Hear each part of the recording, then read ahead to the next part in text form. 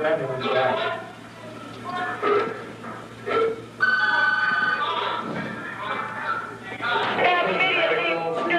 Medical, Cedar 3. Cedar. We need back, we need medical. We're going to need SWAT. We're going to have that. Down here. Get that.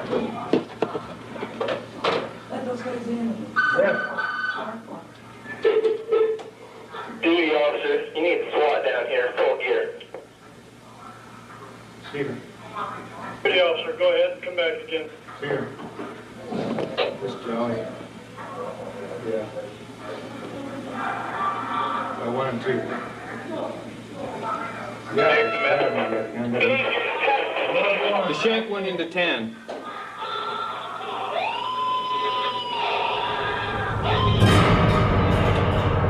We need medical help in Cedar. I need medical help immediately in Cedar. I'm going to take these off my feet. Yep.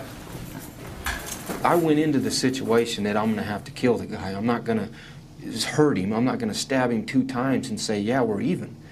You know, because the philosophy in prison is, you know, you stab me, I kill you. I just stabbed the shit out of him, you know, until he didn't move anymore.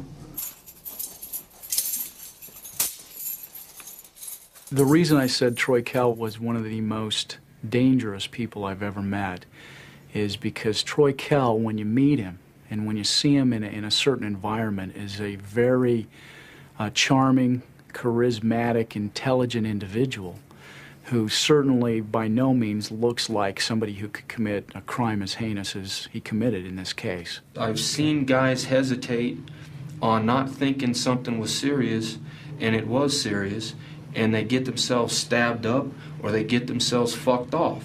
They get themselves killed. All the white supremacists were going, say hi to Troy, make sure, you know, say hi, let Troy know that I said hi.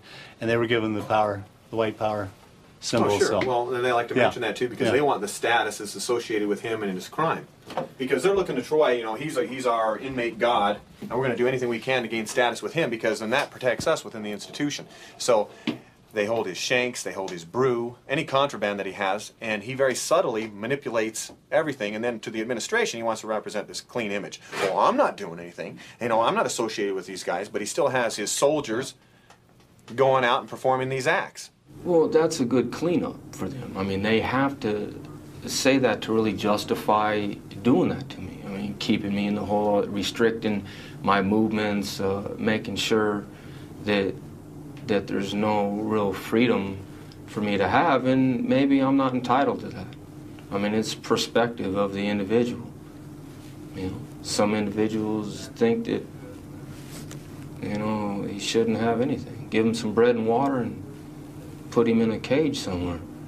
And that's fine too. But don't expect the guy to be a nice guy and smile and to say thank you for the bread and water every time you bring it. You know, it's a double standard. They expect you to suck ass regardless of what they're running their face about. You suck ass long enough, pretty soon you start choking on shit.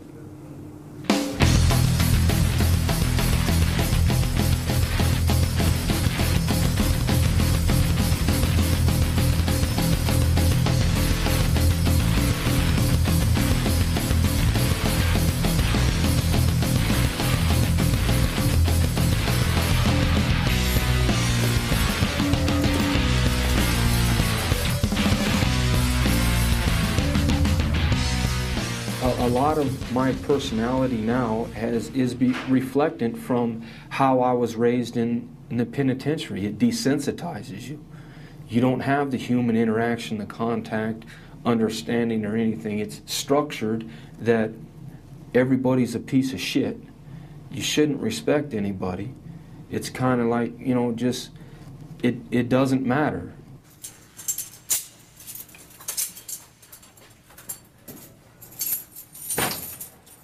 You have to realize why Troy Kell went to prison. And that being, at 18 years old, he concocts a scheme with a couple of his friends to take a young man he's never met before in his life, a young man named Cotton Kelly, take him out in the desert, take out a gun. Troy Kell takes out a gun and shoots him 6 times at close range in the face, killing him. After the killing, takes his wallet, and they go by a convenience store and buy liquor.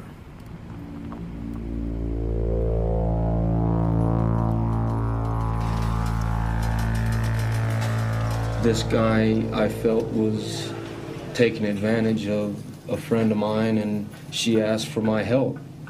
And I went kind of overboard. Me and a friend of mine from high school agreed to beat this guy up because he was doing some things to some teenage girls that we knew. She was a friend of mine. She was like a sister kind of to me. I met Cotton Kelly at Circus Circus 8 months prior to this actual tragedy. He ran some type of adult entertainment business. He wanted me to pose nude for him. He had started following me and calling my house constantly, harassing my family. And as a 15-year-old child, I made a very bad decision, a very immature request, and I called upon Troy to beat the man up, to have him leave me alone. I was raised in Las Vegas, Nevada, middle-class family. I'm the only child. I think I was probably just an ordinary kid on the block. I wasn't any different or anything from anybody else that I noticed. Troy's been a part of our life ever since I first came to Las Vegas, since I was probably like 6 years old. We lived on one corner of the street, and on the opposite street, he lived at the other corner.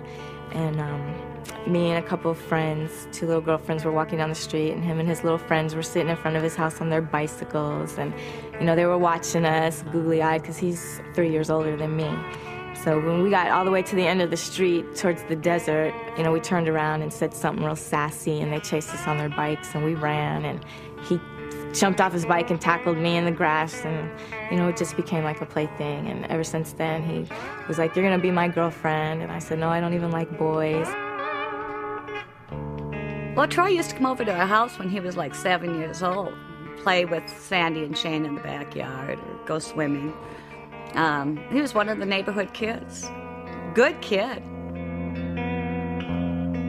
My father's into horses and kind of a redneck background, country boy kind of thing, and we had horses and stuff. I was expected to be successful. My family, they're not losers. His father was really, really strict, and I remember one time on his birthday, I think he was turning 13, and I believe I was 10, and I rode my bike all the way to the mall, and I bought him a Nike outfit, and he had to sneak out in his backyard and climb up on the brick wall for me to give him his gift, because he was on restriction. He was always on restriction, and for absolutely nothing. His father must have been very tough on him, very abusive, I believe, with him. And his mother was never around. I know they were separated, but I don't think his mother came around too much. I don't know if it was because of the father or what, but I guess he looked at me more like a mother figure, because he's always sent me, even till this day, sends me a bouquet of Mother's Day flowers. My parents got divorced, and I kind of bounced back and forth between them. It was kind of a struggle for me for a while, but it's nothing out of the ordinary that any other kid goes through. I hung out with the stoners, and I also hung out with my jock friends, because I like to play sports, but I like to drink beer and smoke a couple joints on the weekend too. I went to school, but I didn't like school too much, the authoritarian kind of structure of, were telling you to go here and do this, and I rebelled against that. Dropped out of school. Started getting in trouble after that. The story goes like this. Shaw and two of her friends allegedly lure the Canadian man out here to the desert. We're north of the city. Shaw then allegedly gets out of her car, goes to the bathroom, and on the way back, falls down. They had me pretend that my leg was hurt, and I guess this was a plan that they had conjured up. The Canadian man got out of the car to help Shaw. The man grabbed my arm to help me. That's when the first gunshot went off.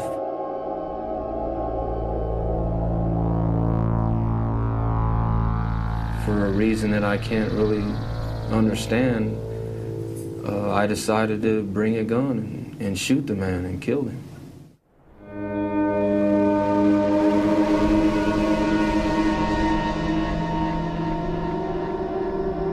I didn't go to sleep that night. You know, Think about running away? Yes, of course. But why didn't you? I don't know. I didn't have anywhere to run to. You know, I couldn't just keep on running and running.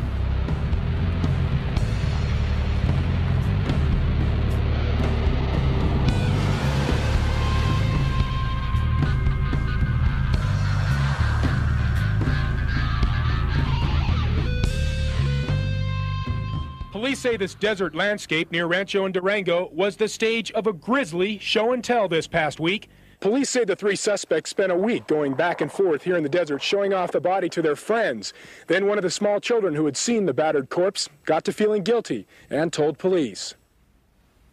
Las Vegas Metropolitan Police Department called me at work at midnight and told me that they had Sandy downtown on a homicide. And I thought, oh my God, she hasn't gone through this again. When I was 13 years old, I was spending the night at a friend's house, and her stepfather went into a jealous rage and shot and killed her mother and her mother's two friends, and then killed himself. It changed my life.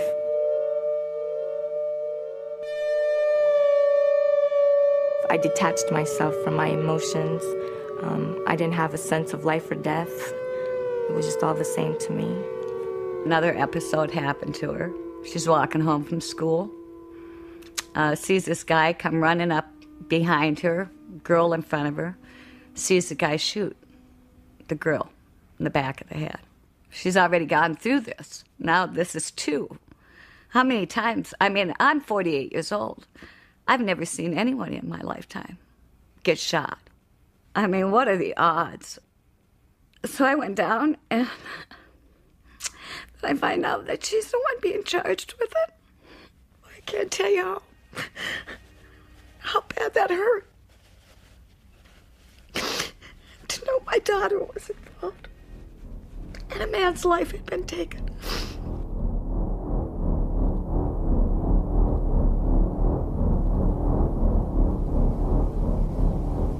That became known as the show and tell murder. Right. How did you get that name? The girl was in high school at the time, and I wasn't. I had already dropped out of school.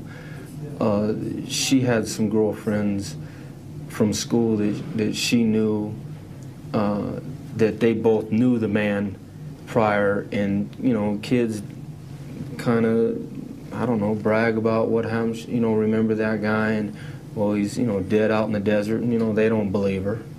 So she decided to take him out there and see the guy, and that was kind of the way it went down. The night after Cotton was shot, the next morning, I had gotten up to go to school. I didn't know if this had happened to me or was I just thinking this happened to me. I wasn't really sure. And so I went back to the scene of the crime, and I seen it from the side of the road.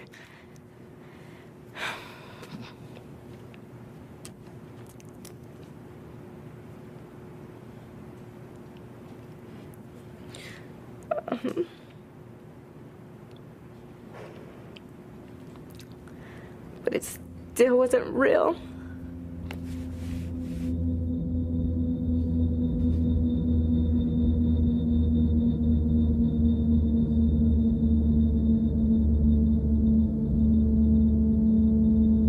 Teenager Sandy Shaw testified in her own defense today, staring only at her attorney. Shaw explained how last September, she and 2 older boys drove into the desert with a Canadian man. After the first shot, cotton moaned and hit the ground.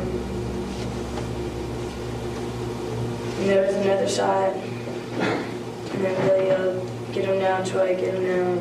And at the same time that was being said, there was 2 more shots. What did you do? There was nothing I could do. It was all behind. Everything was behind me. I was on the ground. It was all behind me. What did you do? I was screaming. At the trial, they told the jury not to allow my angelic looks to fool them, that the person I appeared to be was not who I really was, that in fact I was a cold-blooded killer. How did that make you feel?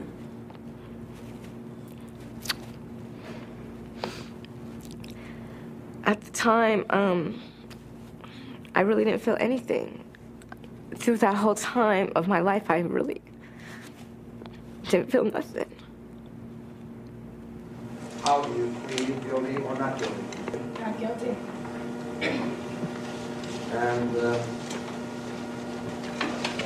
charging you with conspiracy to commit robbery, conspiracy to commit murder, robbery with the use of a deadly weapon, and murder with the use of a deadly weapon. How do you plead guilty or not guilty? Not guilty. They offered me a life with the possibility of parole on a plea agreement, and being stubborn and kind of thinking I knew everything at the time, I didn't take it. I thought that 10 to 15 years was the rest of my life at 18 years old. And in reality, it's not. You know, you can start over again.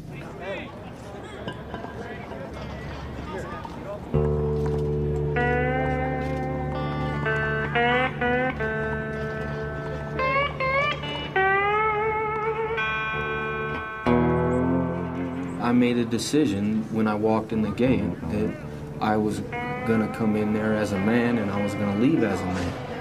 I wasn't gonna resort to things that a lot of people in my situation had to do to survive in prison.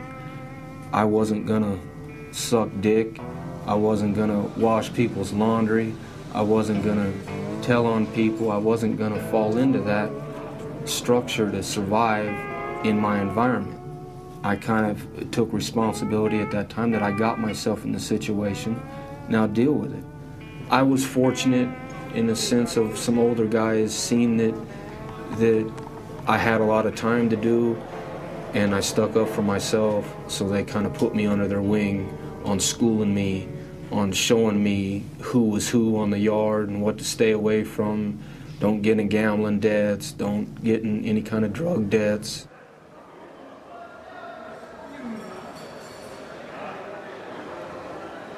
You have predators.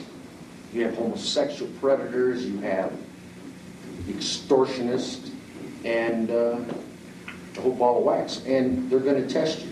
One incident, I ended up getting shot and stuff like that on the yard, and with a guy that was a notorious booty bandit.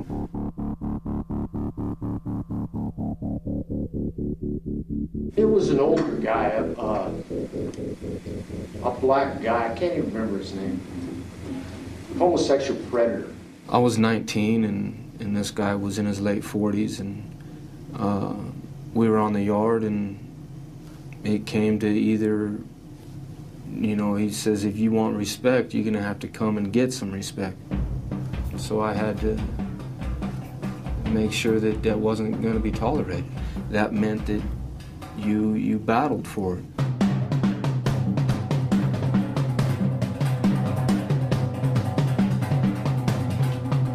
They break it up by shooting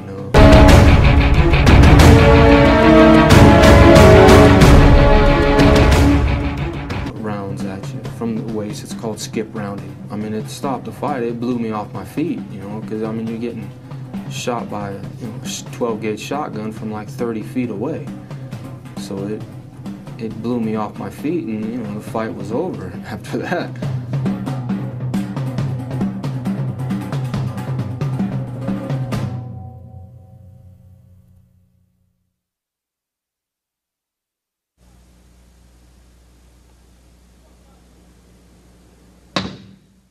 When I arrived at prison, I came to prison for forgery. I forged a $300 check. That's what I was in prison for. I was serving a sentence of a 1 to 15. I wasn't placed in like a minimum security prison for forgers. I was placed in a super maximum security prison for murderers. Eric Daniels was a co-defendant to Troy Kell, and in fact was the individual during the homicide that laid across the victim's leg so as to incapacitate the victim from moving. The ironic thing, had been sent to prison on a 0 to 5, somewhat minimal forgery case, where he had actually taken a check from a local sheriff here, which was his first mistake, and then forged the sheriff's name on this check. Not a bright idea. Sent him to prison for 0 to 5. So Rick Daniels went from a small-time crook to never going to see the light of day outside of a prison again. Here I am, a forger, living on death row. I was interacting and recreating with 3 guys that had death sentences that were going to be executed within the next 3 or 4 years, and I'm in prison on forgery. That's how I ended up becoming involved in violent situations.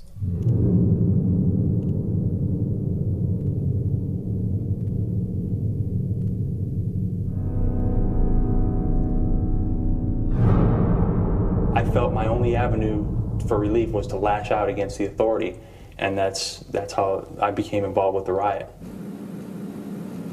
Don't tell me nothing yet, and we got a deal. Until they fucking fulfill their part of the deal, we ain't racking in, regardless. You feel slighted by the system because you're there in the first place, okay, and then that builds, okay, and that anger turns into resentment and then absolute bitterness. We want our fucking mail. Sorry, guys. I don't think they're that. Then there's Baum and Daniels. See, that was impressive. No way. Get the control room door. The control room. They're coming through. Yeah, they're coming. Get out there. They're not going to take that. Bullshit. God. Attention, all inmates in Cedar Section 1. Return to your cells now, or extreme force will be used against you. Return to your cells now and lock up, or force will be used against you. They're coming. It's coming through. They're going to break that door. Yeah, they are. No. The caps are coming off. Hey, they're going to take that over.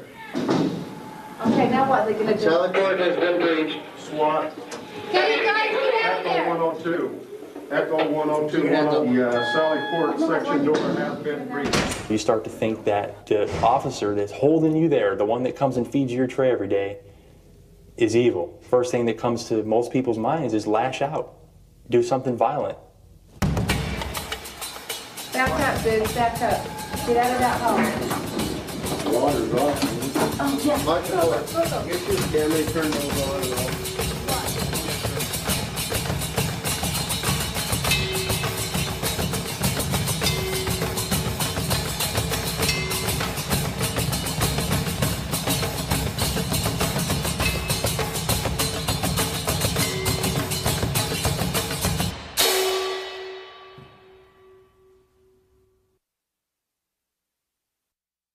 You're in your cell for so long, by yourself, you have no television, no radio, very little contact with the outside world.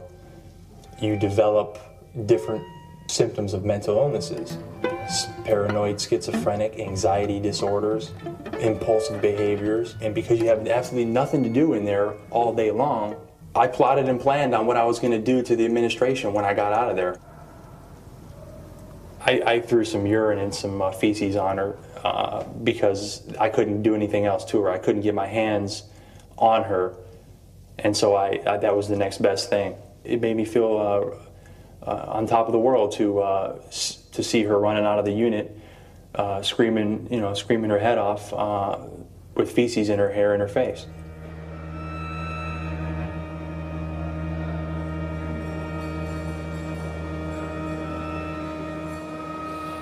I got a phone call from some official in Utah.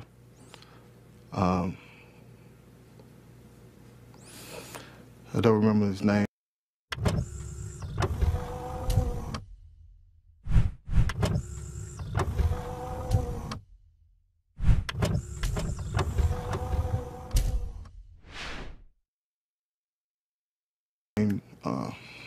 But I was, they just told me that that my brother had been attacked by another inmate and that he was dead. And I immediately called my dad, my mom, and you just don't want to believe it. You don't want to believe that someone that you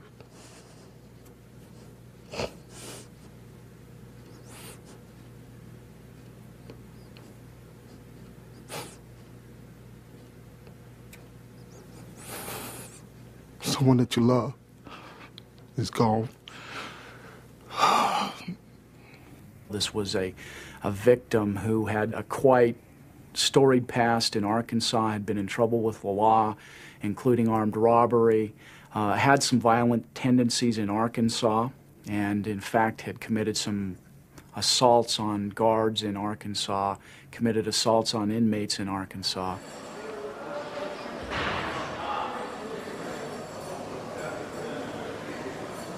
I want to paint a pretty picture of my brother because he was a maximum security risk, is what he told me, and I found out after his death that he was in lockdown. Originally, we didn't have any idea why the killing took place.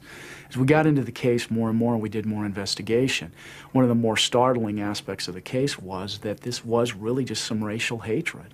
The comments that Troy Kell made immediately after the killing.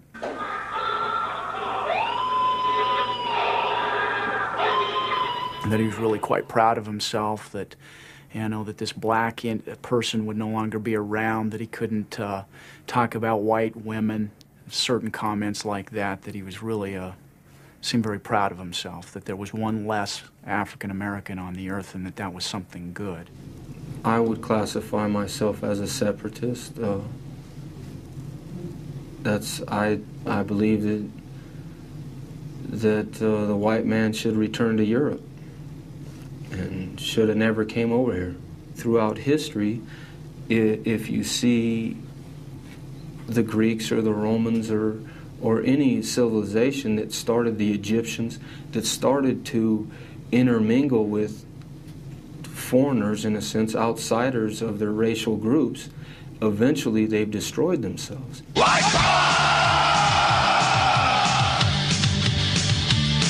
call me Nazi, and I'm proud and proud. They call me racist, and I shout it out. As we delved into the case, we found out fairly quickly that Troy Kell had very strong beliefs as a white supremacist. The white supremacist group, or gang, if you want to call them that, is significant and probably the most significant single group or gang we've got in our prison. Prison has a tendency to, force an individual, someone who's impressionable as I was, young, to identify with a group and or a certain ideology, and I found that in the white separatist movement, and I felt like I belonged. I felt like I climbed a mountain, reached, got to the top, planted the flag, and I was home. It's born out of fear. Fear of knowing another race, keeping your distance from another race. With any kind of white guy that stands up for, his people, he's looked upon as some type of racist race hater. And that's not the case. In the majority of the people. Do you hate Jews? No, it doesn't concern me at all. I mean, maybe people's actions is what I don't like. I mean, they might choose to do certain things, but there's more you know, white people that need adjusting than anybody else.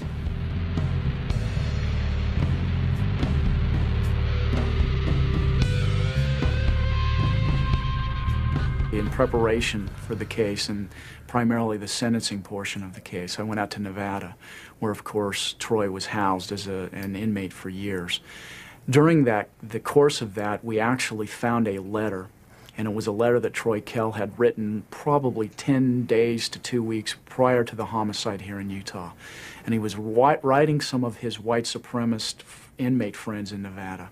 And in that letter he talked about and actually prophesied that he was going to commit this crime in Utah. Talked about how in his terms, a nappy-headed monkey had been running his mouth, and this nappy-headed monkey was going to get his, and there's going to be pain and suffering involved in that.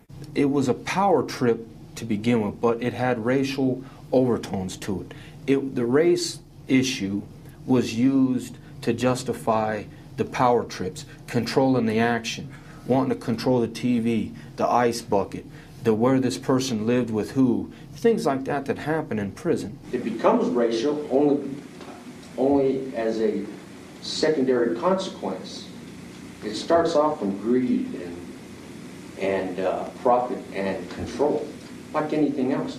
I had a confrontation with him verbally that derived from two other people's fight that kind of, you know, flowed over to me getting involved with him. And it was kind of agreed between me and him that we were going to take care of it. You know, that any chance that either one of us got, that we were going to deal with the situation.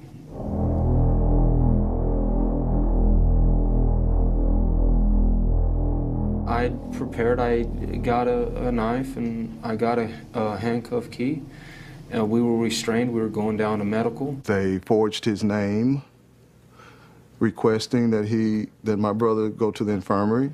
I filled out what they call a medical request slip for Blackman to get him out of his cell on a particular day. The guard came to my brother's cell and said, "Hey, you ready to go?" And my brother's, "What do you mean? Ready to go where?" They came over my intercom in my cell and said, "Daniels, you know, you're going to medical today." And I knew it was the day. He was sporting his colors, you know, flying his bandana. When he got to the infirmary, Troy Kell and Eric Daniels and another inmate were there also. The next thing I know, Blackman's running towards me. And it was on. He's trying to stab him. Stab him in the back.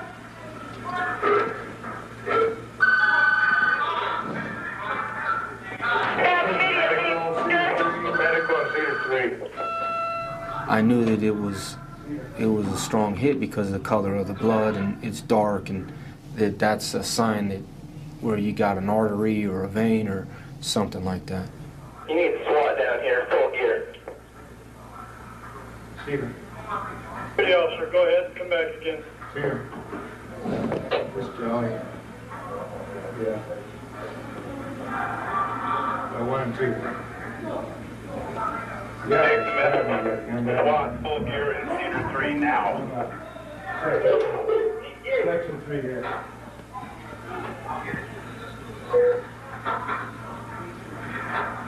Rack in, everybody! Rack in, everybody! Rack in, rack in, rack in. Rack in. Why did you stab him so many times? All I can explain really is that he kept moving.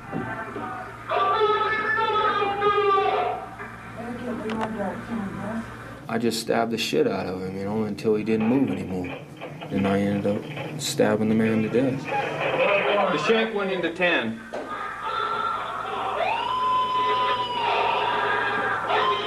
Afterwards, I felt, man, goddamn, why'd you kind of make me do that? Or I didn't weigh in the fact that he was a father or a brother or a son to anybody. You know, I didn't see him as a human person. The prison guards saw this happening. There were civilians there. The guard ushers them out. They then go and get into full riot gear. My brother's still being stabbed. Waiting medical help in Cedar. Medical help immediately in Cedar.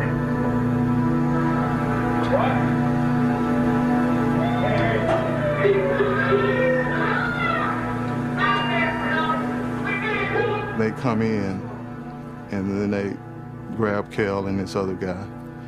Well, my brother's dying by then. It's just too much time has elapsed.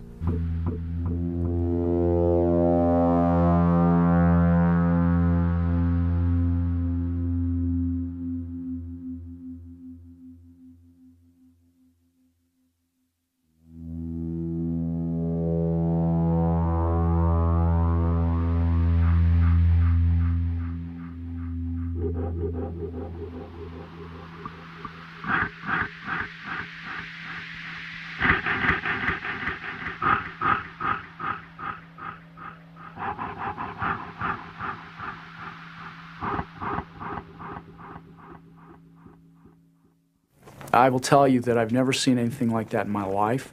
I got more and more horrified the more I watched it, as I had to watch it over and over again to prepare for the case. Actually, to the point where we had to count the number of stab wounds. After watching the videotape, initially, several nights I had problems sleeping. From a prosecutor's standpoint, to have a videotape of the crime is kind of unheard of.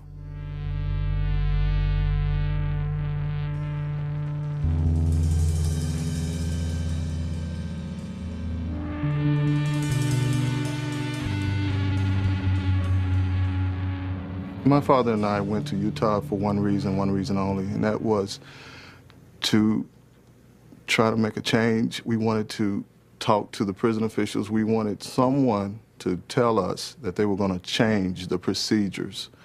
That's why we went, to ensure that what happened to my brother didn't happen to another inmate. Troy Kell did take the stand. He was very articulate, very intelligent, and was able to bring up emotion, which at the time appeared to be genuine. And in fact, he addressed the victim's family, who happened to be in the audience from Arkansas. From the witness stand, he asked if, after he finished testifying, if he could talk to me and my dad one-on-one and sit down.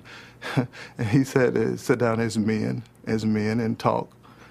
Told them how sorry he was that he had killed their son, their brother, and he actually was crying at the time, which I've got to say, as a prosecutor, it was one of the more remarkable events I had seen from a defendant testifying on the stand. There were, like, I think 8 women on the jury and 4 men, and I kind of looked over it when he was testifying, and some of the women were crying. Fortunately for us, before Troy Kell had taken the stand to testify, he had told 2 of the guards that were transporting him to and from the courtroom, watch this, I'm going to win an Academy Award. In other words, he was going to get on the witness stand and just lie. Yeah, I was fighting for my life. I did what I had to do to try to save my life. But I didn't, the emotional part of it was genuine to his family.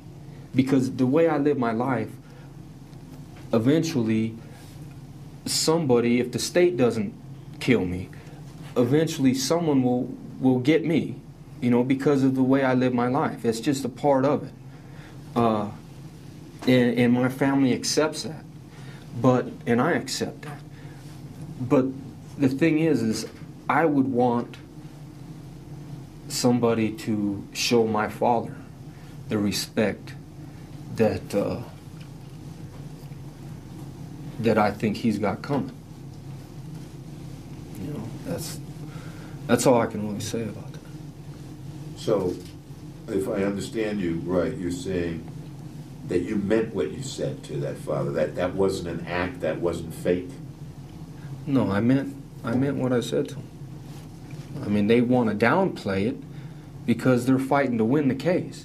I put the guards back on the stand, And the guards ended up testifying as to this conversation they had had with Troy Kell about winning an Academy Award.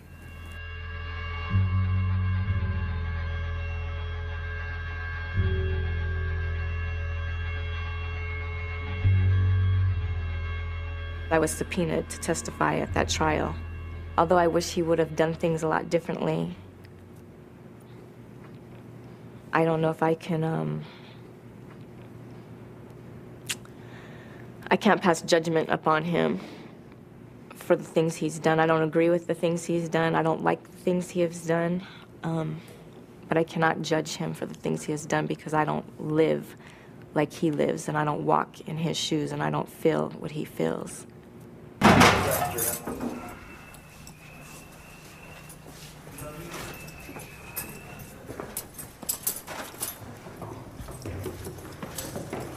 If society has once sentenced him, convicted him to life without possibility of parole for a murder, and he's chosen then in a very brutal fashion to take another life while incarcerated, what other option is available? And realistically, the chance that Troy Kell in the future could commit another homicide while in prison. And I think that was probably the most weighty thing that ended up in the jurors voting for the death penalty. I don't think the death penalty works. You know, there are people who's on death row, and you know, we just recently had some. McVeigh was put to death. Does that stop terrorism? I don't think it will. Does it stop people from murdering and killing and raping? I don't think it will. You know, some of my coworkers say, hey, well, he won't do it again. Well, sure, but that doesn't deter others.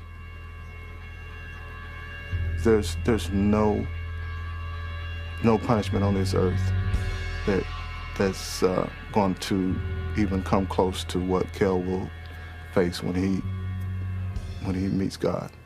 That's my personal belief. You can kill him 20 times over, and it won't even come close to what he will suffer in the face of God.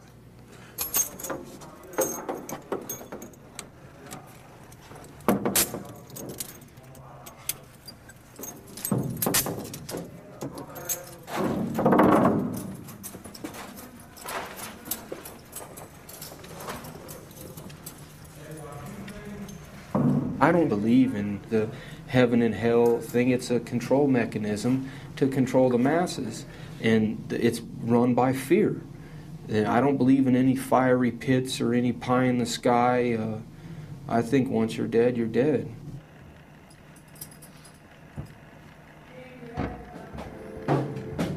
And when my life is over, for you this song I'll sing.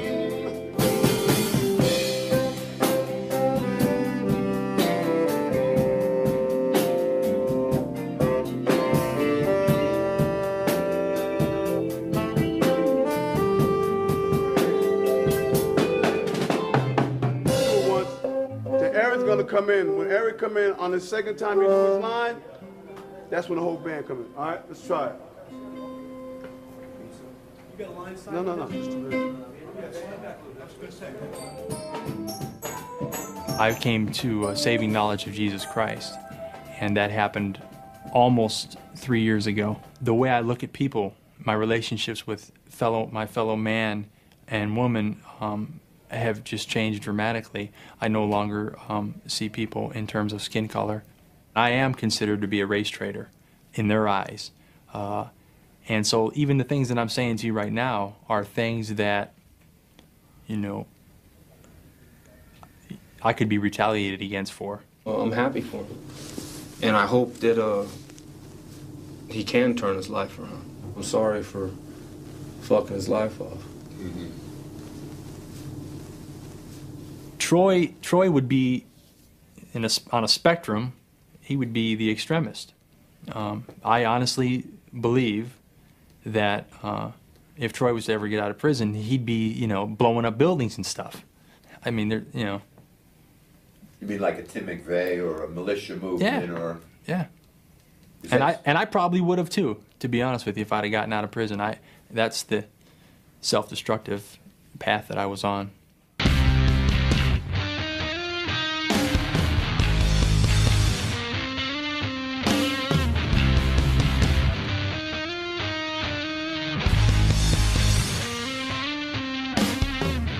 It's the 8th letter of the alphabet is H. HH stands for Heil Hitler.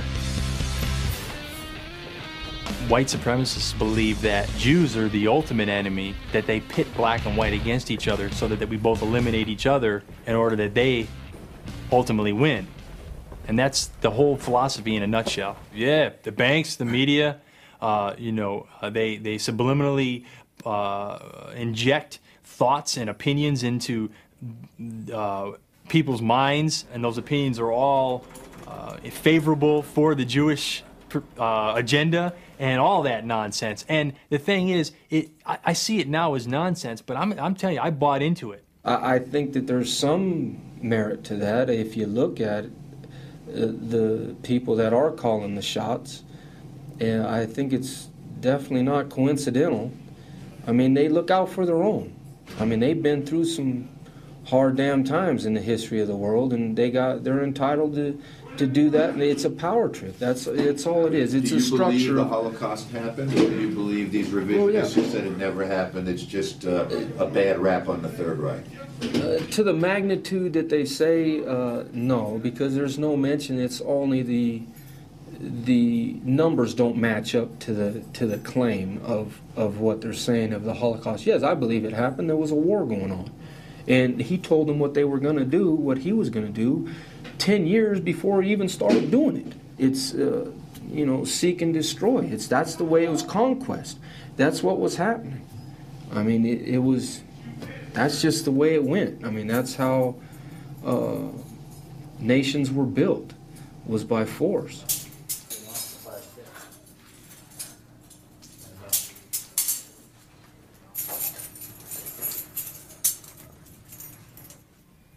I deserve the death sentence. I didn't get the death sentence. Again, I believe that God intervened in my life, or at least in 2 jurors' minds, and I didn't receive the death sentence. I deserved it, and I got mercy. And Troy didn't.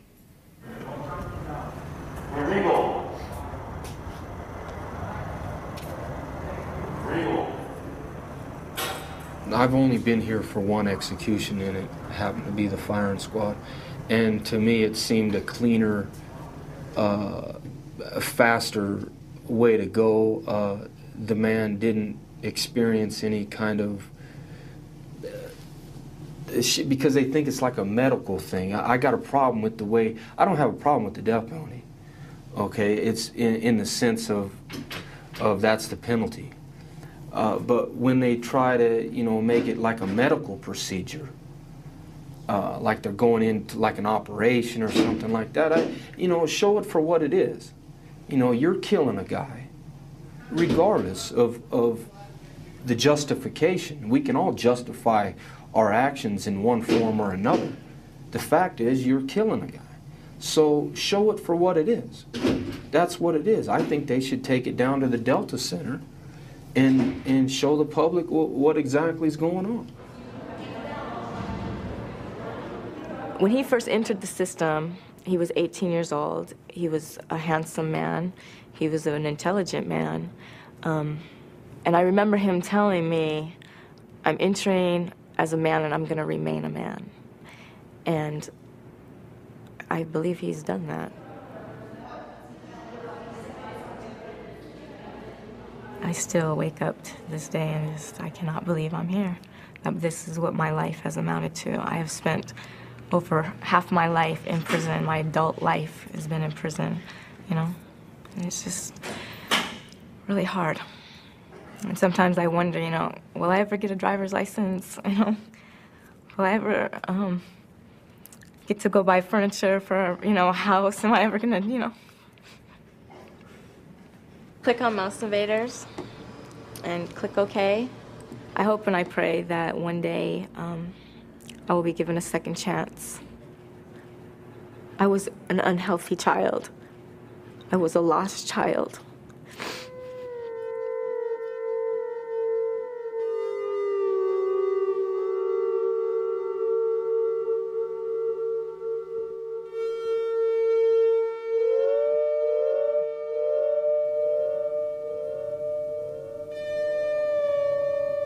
How much longer do you expect to be alive? I don't know. I can't even answer that question. I can't even answer that question. I don't know. I really don't know. I hope a long time, but I go through that all the time.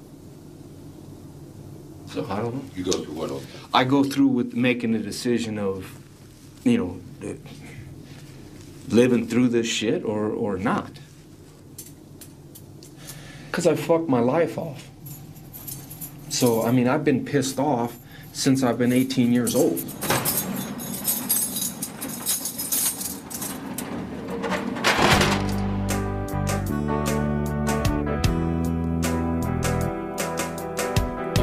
Shining bright with unspoken tears,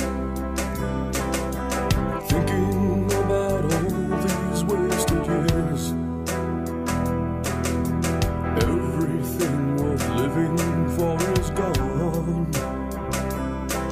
and brother, I find it hard to keep fighting on. Falling down towards the abyss, the reaper embraces me with his kiss. It makes me wanna refuse to care,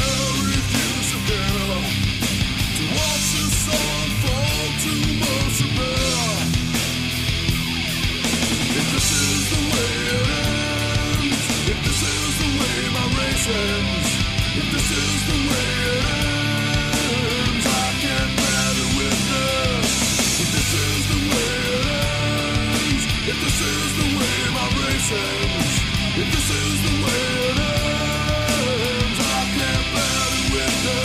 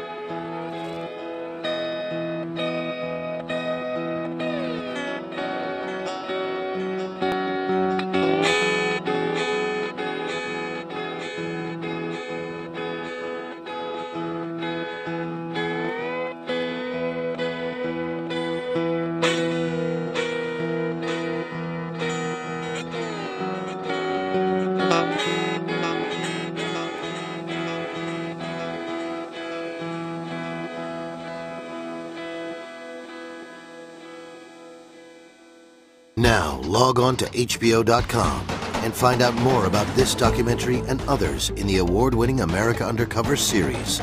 Informative, interactive, intriguing. America Undercover at HBO.com.